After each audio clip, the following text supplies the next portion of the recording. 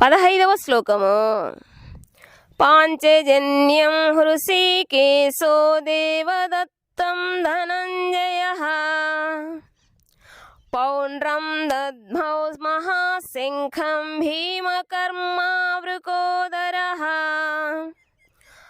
పాంచజన్యమను పేరు గల శంఖము హృషీకయీసః హృషీకేశుడు శ్రీకృష్ణుడు, భక్తుల ఇంద్రియములను నిర్దేశించే భగవానుడు. దేవదత్తమును పేరుగల శంఖమును ధనంజయుడు ధనమును జయించిన అర్జునుడు.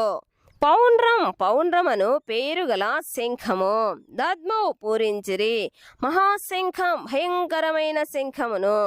భీమకర్మ ఘనకార్యములు చెయ్యువాడు. వృకావుదరః భోజన ప్రియుడు భీముడు. శ్రీకృష్ణ భగవానుడు పాంచజన్యమను తన శంఖమును పూరించెను. అర్జునుడు దేవదత్తమను తన శంఖమును పూరించెను. భోజన ప్రియుడు ఘనమైన కార్యములను చెయ్యువాడు అయిన భీముడు పౌండ్రమను తన మహాశంఖమును పూరించెను. భాష్యము. ఇంద్రియములన్నింటికి స్వామి అగుట చేత శ్రీకృష్ణ భగవానుడు ఈ శ్లోకములో హృషీకేశుడుగా పిలువబడెను. జీవులందరూ అతని అంశలగుట చేత ఆ జీవుల సమస్త ఇంద్రియములు కూడా అతని ఇంద్రియముల అంశలే. నిరాకారవాదులు జీవుల ఇంద్రియములను పరిగణించకపోవుట చేత వాటిని ఎల్లప్పుడూ ఇంద్రియరహితులుగా లేదా నిరాకారులుగా వర్ణింపదలుచుకొందురు. భగవానుడు జీవులందరి హృదయములలో నెలకొని వారి ఇంద్రియములను నిర్దేశించును. కానీ అతడు జీవుని శరణాగతిని బట్టి నిర్దేశించును. కానీ శుద్ధ భక్తుని విషయములో అతడు ఇంద్రియములను స్వయముగా నియంత్రించును. ఇక్కడ కురుక్షేత్ర సంగ్రామములో భగవానుడు అర్జునుని ఆధ్యాత్మిక ఇంద్రియములను స్వయముగా నియంత్రిస్తుండుట చేత అతడు హృషీకేశుడు అను ప్రత్యేక నామముతో పేర్కొనబడెను. భగవానుని వివిధ కార్యములను అనుసరించి అతనికి వివిధ నామములు ఏర్పడెను. ఉదాహరణకు మధు అను రాక్షసుని సంహరించుట చేత అతనికి మధుసూదనుడనే నామము ఏర్పడెను.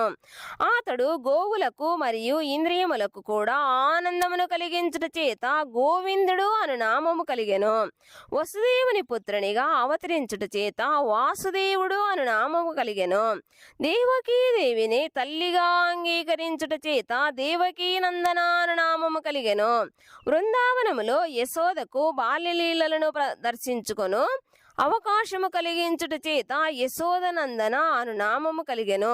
మిత్రుడైన అర్జునునకు సారథిగా ఉండుట చేత పార్థసారథి అను నామము కలిగెను. అట్లే కురుక్షేత్ర రణరంగములో అర్జునునకు బోధించుట చేత హృషీకేశ అను నామము కలిగెను. ధర్మరాజు చేపట్టు వివిధ యజ్ఞముల నిర్వహణకు కావలసిన సంపదను సాధించుటలో అగ్రజునికి తోడ్పడుట చేత అర్జునుడు ఈ శ్లోకములో ధనంజయునిగా పేర్కొనబడెను. అట్లే భీముడు వృకోదరునిగా తెలుపబడెను.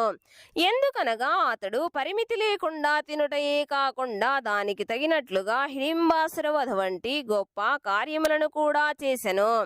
అట్లు పాండవ పక్షములోని శ్రీకృష్ణ భగవానుడు మొదలుకొని వివిధ మహాయోధులందరి చేత పూరించబడిన వారి ప్రత్యేక శంఖములు యోధులకు ఉత్సాహమును కలిగించెను.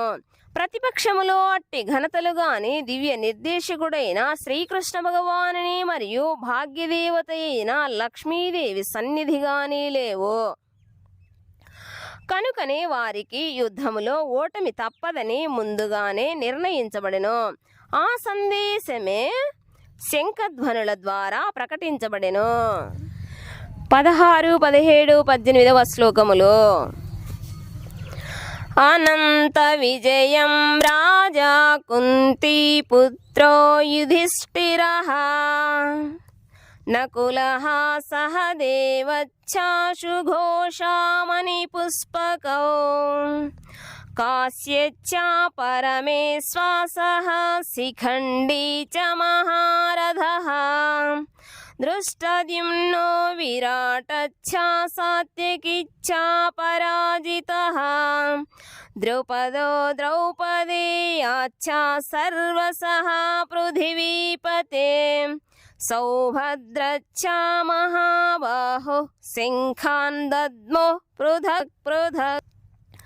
అనంత విజయం అనంత విజయం అనే నామము గల శంఖమును రాజా రాజైన కుంతీపుత్ర కుంతీపుత్రుడు యుధిష్ఠిర ధర్మరాజు నకుల నకులుడు సహదేవ సహదేవుడు చ మరియు సుఘోష మణిపుష్పక సుఘోషము మరియు మణిపుష్పకము అను నామములు గల శంఖములను కాశ్య కాశీరాజు చ మరియు పరమ ఇషు ఆ సహా గొప్ప విలుకాడైన శిఖండి చా కూడా మహారథ ఒంటరిగా వేల కొలది యోధులతో పోరాడగల వీరుడు దృష్టద్యుమ్న ద్రుపదిని పుత్రుడగు దృష్టద్యుమ్నుడు విరాట పాండవులకు అజ్ఞాతవాసమున ఆశ్రయమిచ్చిన విరాటరాజు చ కూడా సాత్యకి శ్రీకృష్ణుని రథసారథి యుధానుడు చ మరియు అపరాజిత పరాజయముని ఎరుగని వాడగు ద్రుపద పాంచాల రాజగు ద్రుపదుడు ద్రౌపదీ పుత్రులు చ కూడా సర్వశః అందరూ పృథ్వీపతే ఓ రాజా సౌభద్ర సుభద్రాపుత్రుడైన అభిమన్యుడు చ కూడా మహాబాహు గొప్ప భుజ పరాక్రమము కలిగిన వాడు శంఖములను దద్మహు పూరించిరి పృథక్ వేరువేరుగా కుంతీపుత్రుడైన యుధిష్ఠిరుడు అనంత విజయమును నామము గల తన శంఖమును పూరించగా నకుల సహదేవులు సుఘోష మణిపుష్పకమును శంఖములను పూరించిరి. ఓ రాజా, గొప్ప విలుకాడైన కాశీరాజు మహాయోధుడైన శిఖండి దృష్టద్యుమ్నుడు విరాటుడు అజేయుడైన సాత్యకి ద్రుపదుడు ద్రౌపదీ పుత్రులు గొప్ప భుజపరాక్రమము గల సుభద్రాపుత్రుడు వంటి వీరులందరూ వారి వారి శంఖములను పూరించిరి. భాష్యము: అన్యాయముగా పాండుపుత్రులను మోసగించి రాజసింహాసనమును తన పుత్రులకు కట్టబెట్టుటకు ప్రయత్నించటమనే అధర్మయోచన ఏమాత్రమూ ప్రశంసనీయము కాదని ధృతరాష్ట్రునికి సంజయుడు గొప్ప నేర్పుతో తెలియజేసెను. కురువంశమంతయు ఆ మహాసంగ్రామములో సంహరించబడునను సూచనలు అప్పటికే స్పష్టమయ్యను. పితామహుడైన భీష్ముడు మొదలుకొని అభిమన్యుని వంటి మనుమల వరకు మరియు ఇతర అనేక ప్రపంచ దేశముల నుండి విచ్చేసిన రాజులందరూ యుద్ధరంగములో నిలిచి ఉండిరి. వారందరికీ మృత్యువు తప్పదు. ఈ విపత్తులకన్నింటికి కారణము ధృతరాష్ట్రుడు. ఎందుకనగా అతడు తన పుత్రుల ఆలోచన ధోరణులన్నింటినీ ప్రోత్సహించెను. 19వ శ్లోకము. షఘోషో ధార్తరాష్ట్రాణాం హృదయాని విదారయత్ నభచ్చా పృథివీం చైవ తుములోభ్యనునాదయన్. సహో ఆ ఘోషః ధ్వని ధార్తరాష్ట్రాణం ధృతరాష్ట్రుని పుత్రుల యొక్క హృదయములను వ్యధారయత్ ఛేదించెను. నభః ఆకాశమును, చ కూడా పృథివీం భూమిని, చ కూడా ఏవా నిశ్చయముగా, తుములః మిక్కిలి భీకరముగా, అభ్యనునాదయన్ ప్రతిధ్వనింపజేస్తూ వివిధ రకములైన ఆ శంఖముల ధ్వని మిక్కిలి భీకరమయ్యను. అది భూమి ఆకాశములను రెండింటినీ ప్రతిధ్వనింపచేస్తూ ధృతరాష్ట్రపుత్రుల హృదయములను ఛేదించెను. భాష్యము: దుర్యోధనుని పక్షములో భీష్మాదులు తమ తమ శంఖములను పూరించినప్పుడు పాండవ పక్షము వారి హృదయములు ఛేదించబడలేదు. అటువంటి సన్నివేశములేవి పేర్కొనబడలేదు. కానీ పాండవ పక్షపు వారు చేసిన ధ్వనుల ప్రతిధ్వనులతో ధృతరాష్ట్రుని పుత్రుల హృదయములు ఛేదించబడినని బ్రద్దలయ్యనని ఈ ప్రత్యేక శ్లోకములో చెప్పబడెను. పాండవులకు శ్రీకృష్ణ భగవానుని పట్ల గల విశ్వాసమే అందుకు కారణము. దేవాదిదేవుని శరణ వేడిన వారికి ఎట్టి ఘోర విపత్తు సంభవించినను భయము చెందనవసరము లేదు. 20వ శ్లోకము.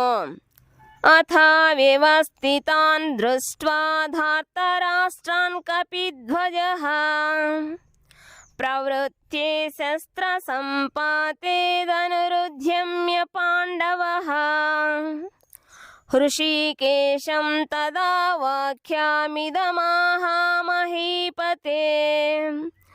అథా తరువాత వ్యవస్థిత నిలిచి ఉన్నట్టి దృష్ట్వా చూచి ధార్తరాష్ట్రాన్ ధృతరాష్ట్రపుత్రులను కపిధ్వజ హనుమంతుని చిహ్నముగా కలిగినట్టి ధ్వజముగల అర్జునుడు ప్రవృత్తి సంసిద్ధుడవుతూ శస్త్ర సంపాతే బాణములను విసురుటను ధనుస్సును ఉద్యమ్య చేపట్టి పాండురాజు పుత్రుడైన అర్జునుడు హృషికేశం శ్రీకృష్ణ భగవానునితో తదా అప్పుడు వాక్యమును ఇదం ఈ ఆహా పలికెను. మహీపతే ఓ రాజా, ఆ సమయమున పాండుసుతుడైన అర్జునుడు కపిధ్వజము కూర్చబడిన రథమున స్థితుడై తన ధనస్సును చేపట్టి బాణములను విసురుటకు సంసిద్ధుడయ్యను. ఓ రాజా, వ్యూహములుగా ఏర్పడి ఉన్నట్టి ధృతరాష్ట్రపుత్రులను జోచి అర్జునుడు శ్రీకృష్ణ భగవానునితో ఈ వాక్యములను పలికెను. భాష్యము: యుద్ధము కొద్ది సమయములో ఆరంభము కాబోతున్నది. యుద్ధరంగములో శ్రీకృష్ణ భగవానుని ప్రత్యక్ష ఆదేశములను అనుసరించి పాండవుల ద్వారా ఏర్పరచబడిన అనిన్యూహమైన వ్యూహారచనను చూచి ధృతరాష్ట్రపుత్రులు దాదాపు పూర్తిగా నిరుత్సాహపడినట్లుగా పై వాక్యముల ద్వారా తెలియను. అర్జునుని ధ్వజముపై హనుమంతుని చిహ్నము కూడా పాండవుల విజయముకు మరొక సూచన. ఎందుకనగా రామరావణుల నడుమ జరిగిన యుద్ధములో హనుమంతుడు శ్రీరామునికి తోడ్పడగా శ్రీరాముడే విజయము సాధించెను. ఇప్పుడు శ్రీరాముడు మరియు హనుమంతుడు ఇరువురును కూడా అర్జునునికి తోడ్పడట కొరకై అతని రథములో ఉండిరి. శ్రీకృష్ణ భగవానుడు స్వయముగా శ్రీరామచంద్రుడే.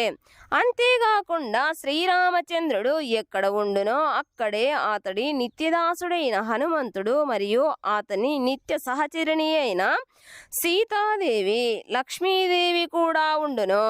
కనుక అర్జునుడు ఏ విధముగానూ శత్రువులను గూర్చి భయపడనవసరము లేదు. అంతేకాకుండా ఇంద్రియాలకు అధిపతి శ్రీకృష్ణ భగవానుడు అతనికి మార్గనిర్దేశము చెయ్యుట కొరకై స్వయముగా నిలిచి ఉండెను. ఆ విధముగా యుద్ధమును నిర్వహించుటకు కావలసిన సమస్త ఉత్తమ సమాచారము అర్జునునకు సమకూరి ఉండెను. తన నిత్య సహచర భక్తుని కొరకు భగవానుని చేత ఏర్పరచబడిన అట్టి మంగళకరమైన పరిస్థితులన్నీ విజయము తథ్యమని సూచిస్తుండెను.